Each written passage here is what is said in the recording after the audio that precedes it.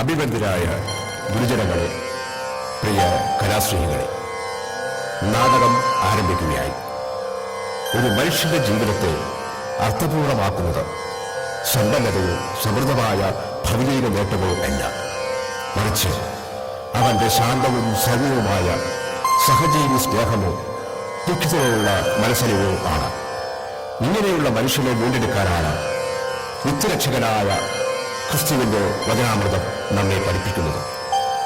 ഇങ്ങനെ മാനുഷികമായ ഒരു ആത്മയാത്രയിലൂടെ ആയിരങ്ങളെ മനുഷ്യരായി വീണ്ടെടുത്ത വിശുദ്ധ ഫ്രാൻസിസിന്റെ ജീവിതം ഈ അരങ്ങിൽ വരച്ചിടാൻ ഞങ്ങൾക്ക് കിട്ടിയ അവസരം ഒരു വലിയ അനുഗ്രഹമാണെന്ന് കരുതിക്കൊണ്ട് ഞങ്ങൾ ഈ നാടകം സ്നേഹപൂർവ്വം ഈ അരങ്ങിൽ പ്രകാശിപ്പിക്കും.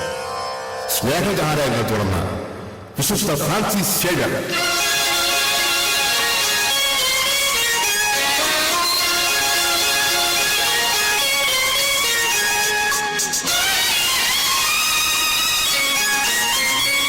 Ignatius D Loyola.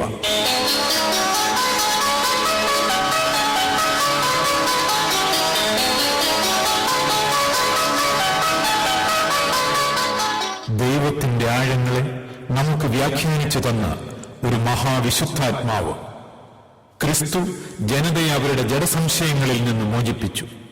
പിന്നീട് ദീർഘവും ക്ലേശകരവുമായ അന്വേഷണത്തിലൂടെ നയിച്ച് അവരെ വിശ്വാസത്തിന്റെ വാഗ്ദത്ത ഭൂമിയിൽ എത്തിച്ചു എന്ന് നമുക്ക് പറഞ്ഞു തന്ന Ignatius D Loyola.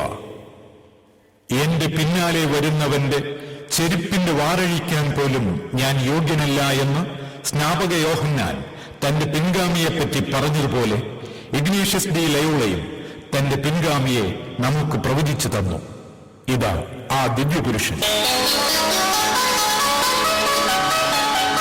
Francis Xavier.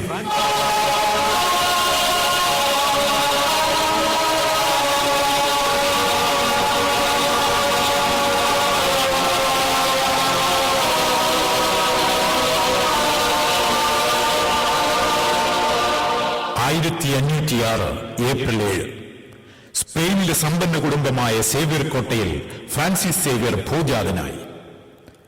സൂര്യ തേജസ് പോലെ നമ്മുടെ ഹൃദയങ്ങളിൽ എന്നും ഒരു ഇടം നേടിയവൻ. അവന്റെ വാക്കുകൾ സുഗന്ധദ്രവ്യങ്ങൾ